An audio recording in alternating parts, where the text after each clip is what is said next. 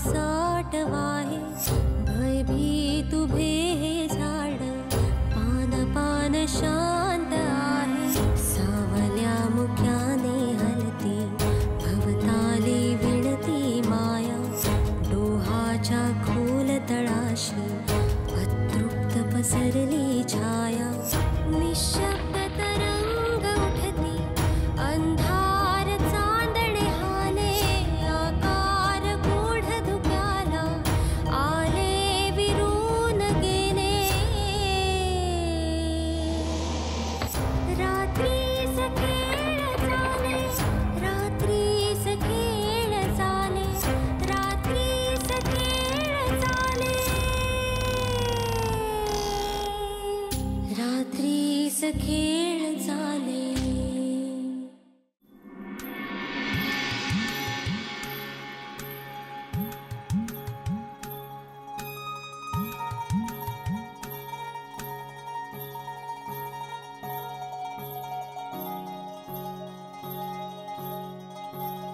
काय बघताय? देविका, तुला आठवतं लग्न अगोदर इथे एवढा पसारा असायचा, तिथे पुस्तकं इथे पुस्तकं, काही कागद इथे पेरलेले, काही कपडे तिथे पडलेले.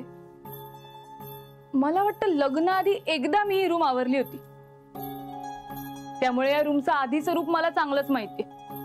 पण आता टेन्शन नाहीये मला. तू आलीस ना. का? रूम आवरायला? नाही, असं नाही म्हणायचं. मला शिस्त लावायला, एकदम कडक शिस्त. कडक शिस्त? आणि ती तुम्हाला? हे म्हणजे लहान मुलांना शिस्त लावल्यासारखं आहे. हा, त्याचा आता सराव झालाच पाहिजे ना. काही बोलू नका. कधीतरी करावंच लागणार आहे आपल्याला, जबाबदारी वाढणार आता. सॉरी सॉरी, चुकीच्या वेळी आलोय का मी? ये आता. अच्छा, म्हणजे चुकीच्या वेळी आलोय. बरं वहिनी, ही कामं बाजूला राहू देत आता.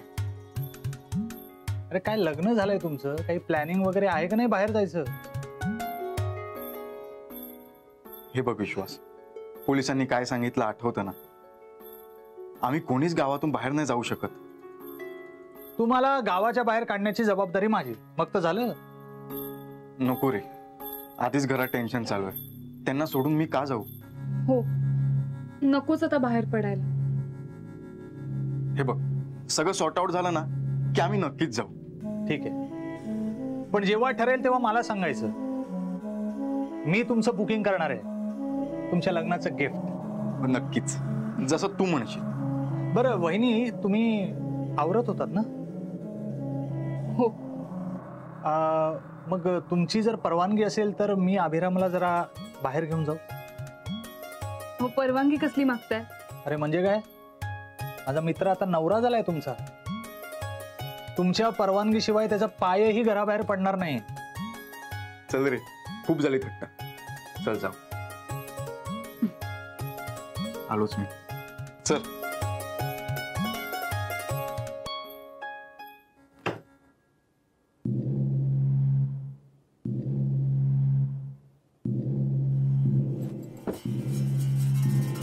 काय बघतास?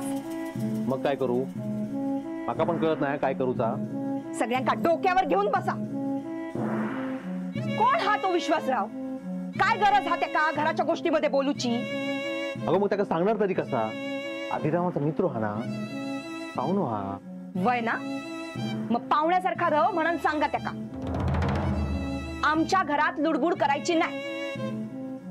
काय तर म्हणा, घरात एवढे दागिने ठेवणं बरा नाही, चोरी होती.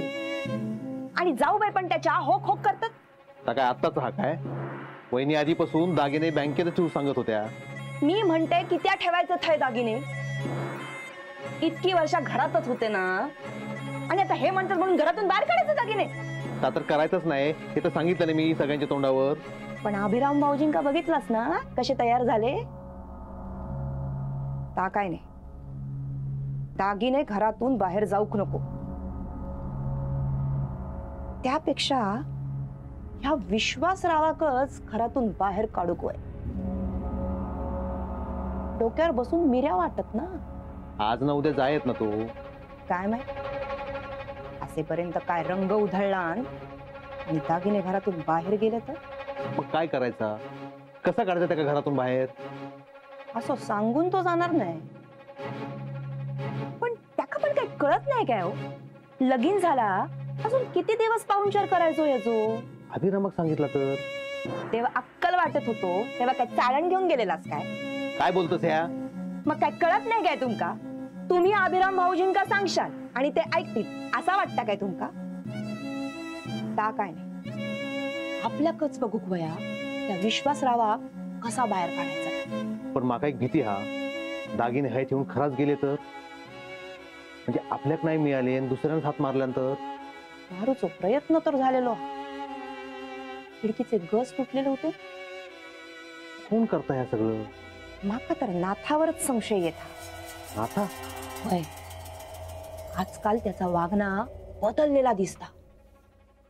सारखं काहीतरी शोधत असता, घरातून वाकून बघत असता. ती दोघा नवरा बायको सारखी खुसूर खुसूर करत असते. हा काय आपल्या लवकर काहीतरी करू पोया, नाहीतर भलतच कोणीतरी लुटून ने आणि आपण बसू हातावर हात धरून. अगं मग करायचं काय. तुम्ही ह्याच विचारात बसा. हा काय करू नको. माझं नशीबच फुटका, सगळं नशीबच फुटका. अनिता काय करतोस या. मग काय करू. माझं कपाळ मोक्ष माहित ना तर बरं होईल. जा काय ठरवलंय तर काय मिळणार नाही, हा काय होणार नाही. मी असाच राबत राहतोय आणि लोक फायदो घेत. सरिता सरिता गप राहू जरा. सोडावा का. हे काय करतोस खुळ्यासारखा. मग काय करू. ते दागिने तर काय हातात लागूचे नाही होत. बघताय करतंय काय तर.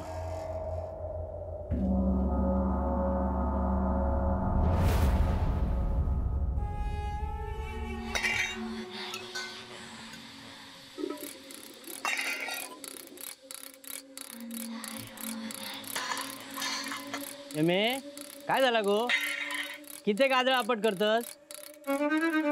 तुम्ही गप राहतास ना तेवढा पुरे हा. काय व्हायत नाही तुमच्या. काय करूचा. अगं हाताक लागू व्हायत ना दागिने. ते असे लागणार ना, हात पाय मारूक होय होते. आता काय करू गेलास तर दागिने घेऊन बाहेर पण जाता येणार नाही. तिच्या का पण कळत नाही. अहो पोलिसांनी सांगितलेलं हा घर सोडून कोणी जायचा नाही. त्या घरातल्या माणसांसाठी. तुम्ही ह्या घरातले गडीच हा ना.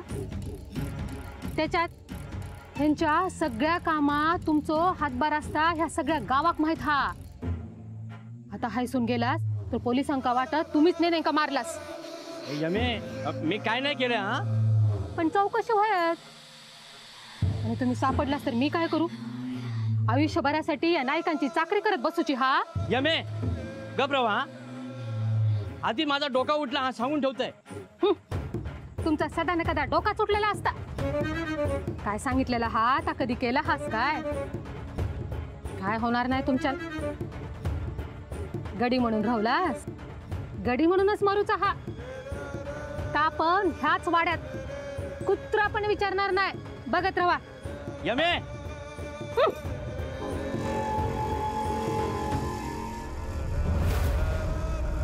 250 तोळा सोनं म्हणजे हे सगळं एकंदर लाखो करोडो मध्ये गेलं असणार नाही. नक्कीच असतील. अभिराम तुला खरं सांगू, म्हणजे मला त्या दिवशी तू हे सगळं प्रकरण सांगितलंस तेव्हा मला आश्चर्य वाटलं. पण मला वाटतं की तुम्ही या घरामध्ये टेन्शन उगीच क्रिएट करताय. हां एवढं सोनं घरामध्ये ठेवायचं म्हणजे चोरीचा प्रयत्न होणारच ना. मला कळतंय रे सगळं, पण दुसरं ऑप्शन आहे तरी कुठे. अरे बँकेत ठेवायचं ना.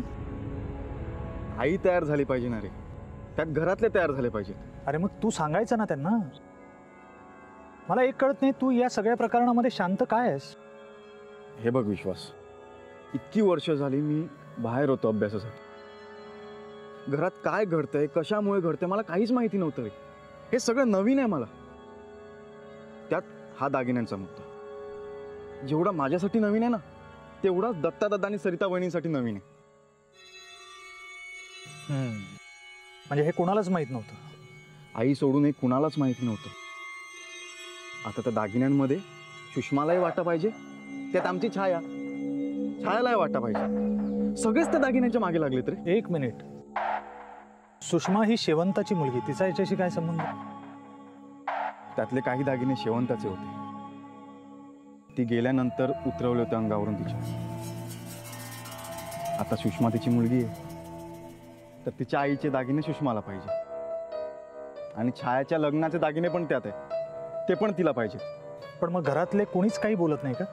अरे आई त्या खोलीत कुणालाच जाऊ देत नाही. कुणी गेलं ना तर बाहेर काढते आई त्यांना. त्या दिवशी सरिता वहिनीला शेवंता समजून बाहेर काढलं. काय? हा. पण शेवंता समजण्याचं कारण? हे बघ, आईने शेवंताला ह्या घरात घेतलं नव्हतं. आता सुषमा तिची मुलगी, तिचं असं म्हणणं आहे की सुषमाच्या मागे शेवंता पण या घरात आली. आईला ती दिसते ना. त्या दिवशी सरिता वहिनीला शेवंता समजून बाहेर काढलं. छाया पण खोलीत गेली होती तर तिला पण बाहेर काढलं. आणि कायम हीच भीती मनात राहणार ना. म्हणूनच मी बँकेचा ऑप्शन सुचवला होता. आज चोरी करण्याचा प्रयत्न झाला, उद्या खरंच कोणाचा खून झाला तर? खून झाला ना तरी ही माणसं सोनं या घरातून बाहेर जाऊ नाही देणार. आणि हे दागिने बँकेत गेले नाही तर हे सगळं असंच चालू राहणार. अभिराम, तू हे मला आधी का नाही सांगितलंस? किमान एक फोन तरी करायचा ना. हे बघ, या घरात अजून टेन्शन चालू होते, त्यात तुला सांगून तुला का टेन्शन द्यायचं? अरे, मित्राचं लग्न सेलिब्रेट करायला आलो, मित्राचं टेन्शनही शेअर केलं असतं. नाही रे, हे प्रॉब्लेम ना सॉल्व्ह होणार नाहीयेत, असेच राहणार आहे प्रॉब्लेम. डोंट वरी, बघूया. येस सर, मध्यंतरी मी काही डॉक्युमेंट्स आणि काही रिसर्च डिटेल्स तुम्हाला मेल केल्या आहेत, त्या जर एकदा प्लीज चेक करून घ्या. येस सर, आय नो खूप डिले होतोय, पण मला इथून निघणं खरंच इम्पॉसिबल आहे. हो, मी माझ्या कलिगला रिसर्च संदर्भातल्या सगळ्या मेल्स केल्या आहेत, त्या कॉर्डिनेट करतील तुम्हाला. हो, आणि मी फोनवर अवेलेबल आहेच ना. Yes sir. Okay sir, thanks. या.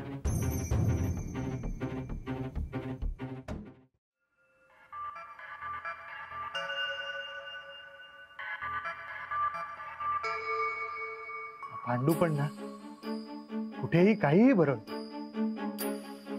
आता त्या विश्वासराव समोर दागिन्यांचं बोलून बसला, त्याला ना काही कळतच नाही.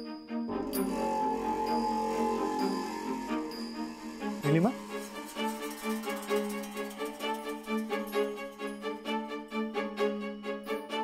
हे निलिमा, काय झालं? अपसेट आहेस का? माधव, अरे मला ना काय करू ते सुचतच नाहीये. माझं रिसर्चचं काम पेंडिंग आहे, एक कॉन्फरन्स मी अटेंड करू शकलेले नाहीये. अर्थात माझ्या कलिगनी मला खूप मदत केली आहे, पण अगं मग काम होतंय ना. हो, पण म्हणून काही प्रत्येक वेळेला मी इतरांवर अवलंबून राहायचं का? अगं मग काय करायचं आपण?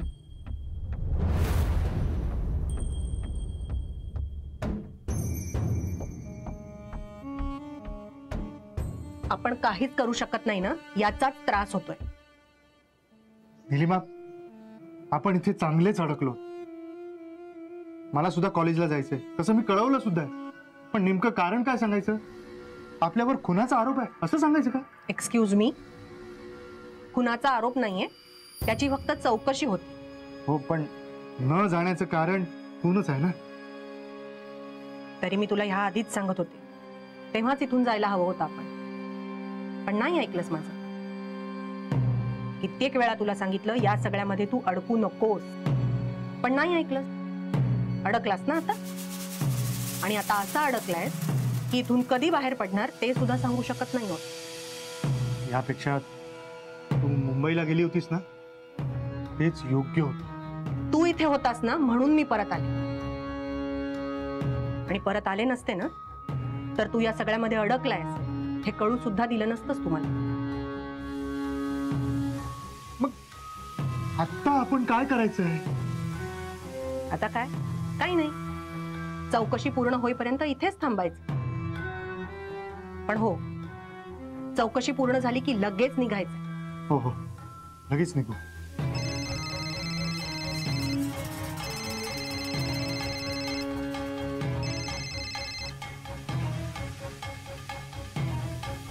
काय ग?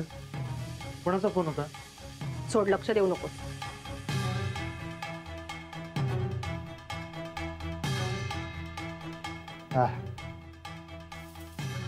निलिमा, या जतीनबाईच्या प्रकरणाचं काय करायचं? बघू नंतर. बघ निलिमा, घरात आधीच प्रॉब्लेम खूप आहे, त्यात परत हा प्रॉब्लेम वाढवू नकोस. मला आता हा विषय नकोय, प्लीज. निलिमा, योग्य वेळ आली की बोलू आपण.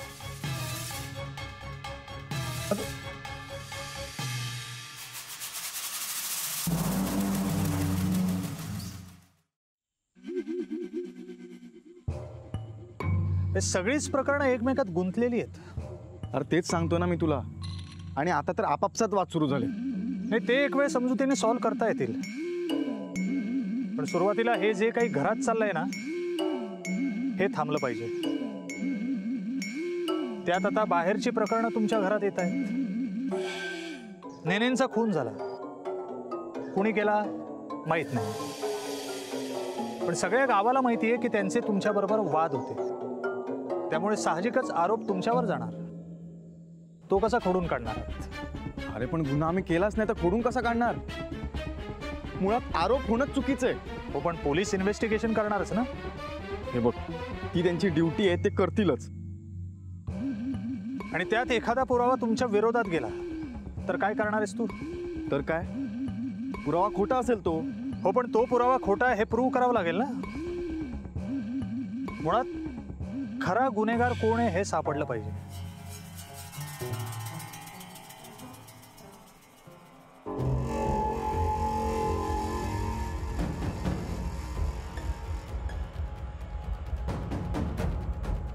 सापडला, गुन्हेगार सापडला.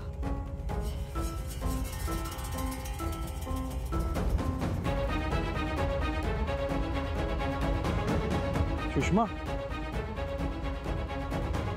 कसा आहे रे याचा स्वभाव? उद्धट आहे एकदम. लोकांची कसं वागायचं ना हे पण कळत नाही. आपण करतो ते चूक आहे हे पण तिच्या लक्षात येत नाही. पण तू का विचारलंस? ह्याच्याशी बोलावं लागणार. कशा संदर्भात? नेने वकिलांच्या खुना संदर्भात. विश्वास,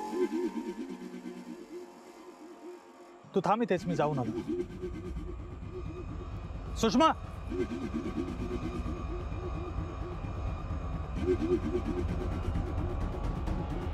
बाजूकराव, माझ्या वाटेच्या आड येऊ नको.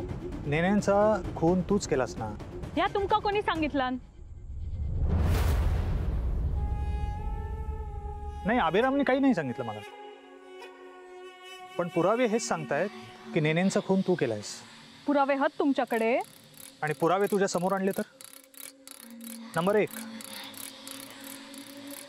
नेने आणि तुझ्यामध्ये व्यवहार व्हायचे.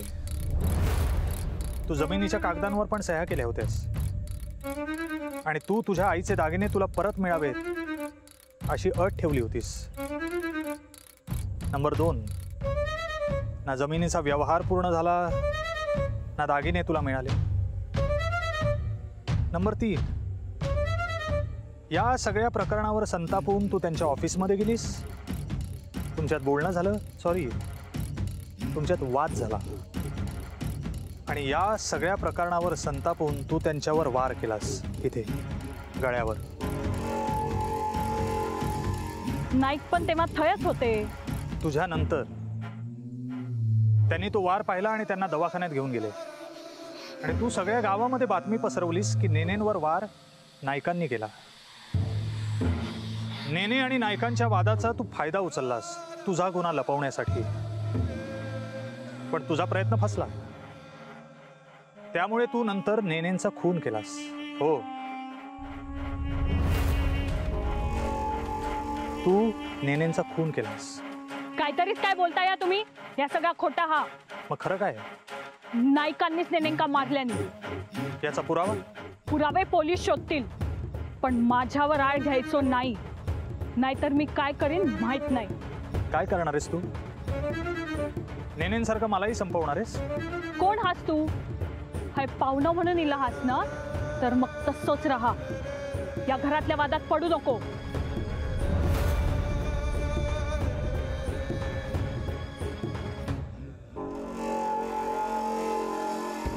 सांगा तुमच्या मित्राक. थांब ना, कुठे निघालीस? तुला काय करायचं ते कर, पण मला सांग, नेने वकिलांवर वार तूच केलास ना? या बघा, माझ्या वाट्यात जाऊ नको, नाहीतर नेने वकिलांसारखी अवस्था करणार आहेस माझी. कळत तुमका मी काय करताय ता. असा सोडूच आहे नाही, जीव घेईन. नेने वकिलांचा घेतलास तसा? या भारी पडात तुमका, सोडणार नाही असा.